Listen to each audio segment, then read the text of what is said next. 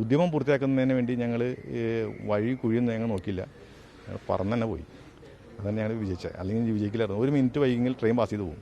കഴിഞ്ഞ ശനിയാഴ്ച ആലുവയിൽ നിന്നാണ് ഈ 12 വയസ്സുകാരിയെ കാണാതാകുന്നത്. പിന്നീട് ഈ 12 വയസ്സുകാരിയും ഒപ്പം അഭിജിത്തും, കൊല്ലം സ്വദേശിയായ അഭിജിത്തും പൂനെയിലുണ്ടെന്ന വിവരത്തിന്റെ അടിസ്ഥാനത്തിൽ പോലീസ് സംഘം അവിടെ എത്തിയാണ് ഈ രണ്ടുപേരെയും കസ്റ്റഡിയിലെടുക്കുന്നത്. നമുക്കൊരു വശത്ത് കാണാൻ കഴിയും, ഇവർ സഞ്ചരിച്ചിരുന്ന വാഹനമാണ്. 3000-ലധികം കിലോമീറ്റർ താണ്ടിയാണ് ഈ ദൗത്യം പൂർത്തിയാക്കിയിരിക്കുന്നത്. അത് ആലുവ വെസ്റ്റ് സ്റ്റേഷനിലെ ഈ ഉദ്യോഗസ്ഥരാണ് ഈ ദൗത്യം നടത്തിയിരിക്കുന്നത്. സാഹസികമായൊരു യാത്രയായിരുന്നു. സാഹസികമായ യാത്രയായിരുന്നു. കുട്ടിയെ കണ്ടെത്തുക എന്നുള്ളതായിരുന്നു ഞങ്ങളുടെ ഒരു വലിയ ആഗ്രഹം. അത് സാധിക്കാനായിട്ട് ഞങ്ങൾ എന്ത് എഫക്റ്റ് എടുക്കാനും തയ്യാറായിട്ടാണ് ഞങ്ങൾ യാത്ര പുറപ്പെട്ടത്. ലൊക്കേഷൻ കാസർഗോഡ് എന്ന ലൊക്കേഷനിലാണ് ലാസ്റ്റ് ഈ അഭിജിത്തിൻ്റെ മൊബൈൽ ഓണായ സമയത്ത് കിട്ടിയിരുന്നത്. അപ്പോഴും കുട്ടി കൂടെ ഉണ്ടെന്ന് അറിയില്ലായിരുന്നു. ആ ലൊക്കേഷൻ കിട്ടിയ വഴി തന്നെ ഞങ്ങൾ ഇദ്ദേഹം വന്നത് ഈ കാറിനാണ്. ഇദ്ദേഹത്തിൻ്റെയാണ് ഈ സ്വന്തം കാറ്. പിന്നെ ഞങ്ങൾ ഉള്ള ഡ്രസ്സേപ്പാടെ ഇവിടെ നിന്ന് ഇറങ്ങി പുറപ്പെടുകയായിരുന്നു. കാസർഗോഡ് നിന്നപ്പോൾ ലൊക്കേഷൻ കുറേ മണിക്കൂറുകൾക്ക് മുമ്പ് മംഗലാപുരമായിരുന്നു. പിന്നെ നിന്നുപോയി. പിന്നെ ഈ വല്ലപ്പോഴേ ഈ അഭിജിത്തിൻ്റെ ഫോൺ ഓണാവില്ലായിരുന്നു. ഞങ്ങൾ വിചാരിച്ചു ഗോവ വരെ പോകുമായിരിക്കുള്ളൂ എന്ന് എഴുതി. പിന്നെ ഞങ്ങൾ യാത്ര തുടർന്നു. പിന്നീട് ആണ് ധാരാവിയിലെത്തി എന്നുള്ളത് അറിഞ്ഞത്. ധാരാവിയിലെത്തുമ്പോൾ നമുക്ക് അവിടെ ജനസാന്ദ്രതയുള്ള ഈ സ്ഥലമായതുകൊണ്ട് ആളുകളെ കണ്ടുപിടിക്കാൻ വളരെ ബുദ്ധിമുട്ടാണ്. തൊട്ടടുത്ത് കൂടെ നടന്നു പോയാലും അത്രയ്ക്ക് തിരക്കുള്ള ഇതൊരു ഏരിയ ആയതുകൊണ്ട് മഹാരാഷ്ട്ര പോലീസിൻ്റെ സഹായം ചോദിച്ചു. മഹാരാഷ്ട്ര പോലീസിലെ ഉണ്ടായിരുന്ന ഒരു ഗോകുൽ രാജ് എന്ന് പറഞ്ഞ ഒരു IPS ഉദ്യോഗസ്ഥനുണ്ട്.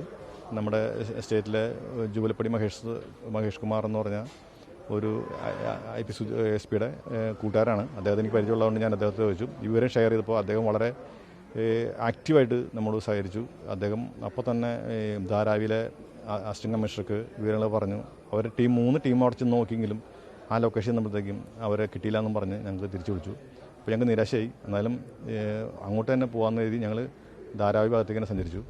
അതിനുശേഷം പിന്നീട് പല അന്വേഷണങ്ങൾ നടത്തിയാണെങ്കിൽ സൈബർ സെല്ലാണ് ഞങ്ങൾക്ക് എല്ലാ സപ്പോർട്ടുകളും SP സാറിൻ്റെ പറഞ്ഞതനുസരിച്ച് അപ്പോൾ തന്നെ സൈബർ സെല്ല് ഞങ്ങൾക്ക് ഇൻഫർമേഷനുകൾ പാസ് ചെയ്തുകൊണ്ടിരുന്നു. ഞങ്ങളപ്പോൾ തന്നെ റെയിൽവേ പോലീസ് അറിയിച്ചു. അപ്പോഴാണ് ഈ നിസാമുദ്ദീൻ ട്രെയിനിൽ വരുന്നുണ്ടെന്ന് അറിഞ്ഞത്. ഞങ്ങൾ ഒരു പോർഷൻ ഒരാൾ പാർട്ടി ബാക്ക് സൈഡിലും ഒരു പാർട്ടി ഫ്രണ്ടിൽ നിന്ന് റെയിൽവേ പോലീസിൻ്റെ പൂനെ റെയിൽവേ പോലീസിൻ്റെ സഹായത്തോടെയാണ് നോക്കിയത്. പക്ഷേ ആളെ കണ്ടുപിടിച്ചത് ഞങ്ങളാണ്. പക്ഷേ അവർ എല്ലാ സപ്പോർട്ടും ഞങ്ങൾക്ക് തന്നു. അങ്ങനെയാണ് ഞങ്ങൾ തുടക്കത്തിൽ മൊബൈൽ ഫോൺ സ്വിച്ച് ഓഫ് ആയിരുന്നത് അതൊരു വലിയ വെല്ലുവിളിയായിരുന്നു. തീർച്ചയായും വെല്ലുവിളിയാണ്. ഇദ്ദേഹം ഒരാളോട് കൂട്ടുകാരോട് പറഞ്ഞത് ഇദ്ദേഹം വീട്ടിൽ പോകണമെന്ന് പറഞ്ഞ് പോയതാണ്. ഇവിടുന്ന് കൊല്ലത്താണ് വീട്, കന്യാകുമാരിയിൽ നിൽക്കുന്നതാണ് പറഞ്ഞത്. പക്ഷേ ഇങ്ങനെ ലൊക്കേഷൻ നോക്കുമ്പോൾ കാസർഗോഡായിരുന്നു. അപ്പോൾ ഞങ്ങൾക്ക് തോന്നി. പക്ഷേ ഈ കുട്ടി കൂടെ ഉണ്ടോയെന്ന് ഞങ്ങൾക്കൊരു ഉറപ്പില്ലായിരുന്നു. പിന്നെയാണ് ഞങ്ങൾ എന്തായാലും ഇവനെ തന്നെ ഫോളോ ചെയ്യാം. പിന്നെ ഇൻസ്റ്റയിൽ പുള്ളി ഒരു ഫോട്ടോ ഇട്ടുണ്ടായിരുന്നു, കുട്ടിയായിട്ടുള്ളൊരു ഫോട്ടോ. ആ ഫോട്ടോ ഉണ്ടപ്പോൾ ഞങ്ങൾക്ക് ഉറപ്പായി കുട്ടി കൂടെ ഉണ്ടെന്ന്. അപ്പോൾ ഇടയ്ക്കിടയ്ക്ക് പ്രതി തന്നെയാണ് ഒരു പഴുതുണ്ടാക്കി വെച്ചത് ഇൻസ്റ്റാഗ്രാം ഉപയോഗിച്ച്. ഇൻസ്റ്റാഗ്രാം വല്ലപ്പോഴും ആ ഒരു ഫോട്ടോ മാത്രമേ ഉള്ളൂ.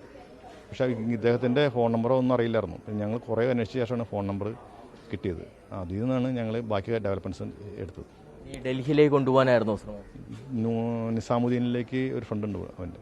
നിസാമുദ്ദീൻ എന്ന് പറഞ്ഞ പയ്യനാണ് പരിചയക്കാരൻ. നിസാമുദ്ദീനിലേക്ക് പോകാനാണ് പ്ലാൻ ചെയ്തിരുന്നത്. അങ്ങനെയാണ് നിസാമുദ്ദീൻ ട്രെയിനിൽ കയറിയത്. ആദ്യമായിട്ടാണ് ഇത്രയും കിലോമീറ്ററൊക്കെ താണ്ടി പോയത്? ഒട്ടും പ്രതീക്ഷിക്കാത്തൊരു യാത്രയാണ്. പക്ഷേ ഞങ്ങൾക്ക് ഈ കുട്ടിയെ വളരെ ഭംഗിയായിട്ട് പ്രൊസീജിയറൊക്കെ കഴിഞ്ഞ് അവർ പാരൻസിനെ ഏൽപ്പിക്കണം എന്നൊരു ഉദ്ദേശം ഞങ്ങൾക്കുണ്ടായിരുന്നു. അതാണല്ലോ പോലീസ്. അതുകൊണ്ട് ഞങ്ങൾ അതിനുവേണ്ടി തയ്യാറായി. ഞങ്ങൾ 4 പേരും കണ്ടിന്യൂസ് ആയിട്ട് യാത്രയായിരുന്നു. ഇന്നലെ മാത്രം ഒരു 1400 കിലോമീറ്റർ മഹാരാഷ്ട്രയിൽ നിന്ന് ഓടിച്ച് ഇവിടെ എത്തി. ഇതൊക്കെ സിനിമയിൽ മാത്രമേ കേട്ടിട്ടുള്ളൂ. പക്ഷേ ഇത് ഞങ്ങൾ കണ്ണൂർ സ്കോഡിലൊക്കെ കണ്ടിരിക്കുന്ന പോലെ മാറി ഓടിച്ചു. ഇവർ രണ്ടുപേരും മാറി ഓടിച്ചാണ് എത്തിയത്. ചില സ്ഥലങ്ങളിലൊക്കെ മഴയുള്ള കാരണം വളരെ മോശം വഴിയാണ്. പക്ഷേ ഞങ്ങൾക്ക് ഈ ഉദ്യമം പൂർത്തിയാക്കുന്നതിന് വേണ്ടി ഞങ്ങൾ വഴി കുഴിയൊന്നും ഞങ്ങൾ നോക്കിയില്ല, പറന്ന് തന്നെ പോയി. അതന്നെ ഞങ്ങൾ വിജയിച്ചത്. അല്ലെങ്കിൽ വിജയിക്കില്ലായിരുന്നു. 1 മിനിറ്റ് വൈകിയെങ്കിൽ ട്രെയിൻ പാസ് ചെയ്ത് പോകും. അതുകൊണ്ട് അവരുടെയൊക്കെ സപ്പോർട്ടും കൂടി കിട്ടിയതുകൊണ്ട് വളരെ ഈസി ആയിട്ട് കിട്ടിയത്. അതല്ലെങ്കിൽ ഞങ്ങൾ ഇപ്പം ഡൽഹിക്ക് പോകേണ്ടി വന്നതാണ്. പെൺകുട്ടിയെ സുരക്ഷിതമായി തിരിച്ചെത്തിക്കാൻ പറ്റിയെന്നുള്ളതാണ് നമ്മളെ സംബന്ധിച്ച് വലിയ കാര്യം. അപ്പോൾ എങ്ങനെയായിരുന്നു ആ കാണുന്ന സമയത്ത് കുട്ടിയുടെ അവസ്ഥ? എങ്ങനെ? ആള് ടെൻഷനായിരുന്നു, കൺഫ്യൂഷനായിരുന്നു മൊത്തം. ആൾക്ക് എന്താണ് അങ്ങനെ ചെന്നെത്തിപ്പെട്ടു. അപ്പം നമ്മളെ കണ്ടപ്പോൾ ആകെ കൺഫ്യൂഷനും ടെൻഷനും ഒക്കെ ഉണ്ടായിരുന്നു. അപ്പോൾ അതൊക്കെ ഒന്ന് കൂളാക്കിയ ആളെ. പിന്നെ നമ്മൾ പോലീസ് എന്നതിലുപരി ഞങ്ങളെല്ലാവരും മാതാപിതാക്കളാണ്. കുട്ടികളുണ്ടല്ലോ അവർക്ക്. പെൺമക്കളുണ്ട്. ഞാൻ 2 കുട്ടികളുടെ അമ്മയാണ്.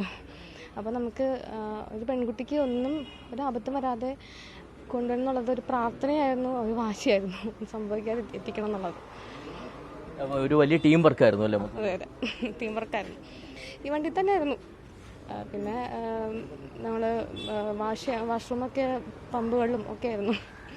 അങ്ങനെ എന്നാലും ഒരുപാട് സഹിച്ചു, എന്നാലും സക്സസ് ആയി. നേരത്തെ ഈ സ്ക്വാഡിന്റെ ഭാഗമായിട്ട് പോയിട്ടുണ്ടോ? അത് ആദ്യമായിട്ട് അനുഭവം? സ്ക്വാഡിന്റെ ഭാഗമായിട്ട് പോയിട്ടില്ല. എന്നാലും പോയിട്ടുണ്ടെങ്കിലും ഏറ്റവും ടെൻഷൻ അനുഭവിച്ചത് ഇതാണ്. ഒരുപാട് പോയിട്ടുണ്ട്, പക്ഷേ ടെൻഷൻ തന്നതും ഒരുപാട് സ്ട്രെസ്സ് തന്നതും ഇതാണ്. ഈ ലൊക്കേഷൻ ഇങ്ങനെ ചേഞ്ച് ചെയ്യുമ്പോഴൊക്കെ നമുക്ക് അപകടത്തിലേക്കാണ് പോകുന്നത് എന്നുള്ളത് ലാസ്റ്റായപ്പോൾ ഇങ്ങനെ മനസ്സിലായിക്കൊണ്ടിരിക്കുമ്പോൾ ടെൻഷൻ. എല്ലാവർക്കും അഭിനന്ദനങ്ങൾ. ശരി.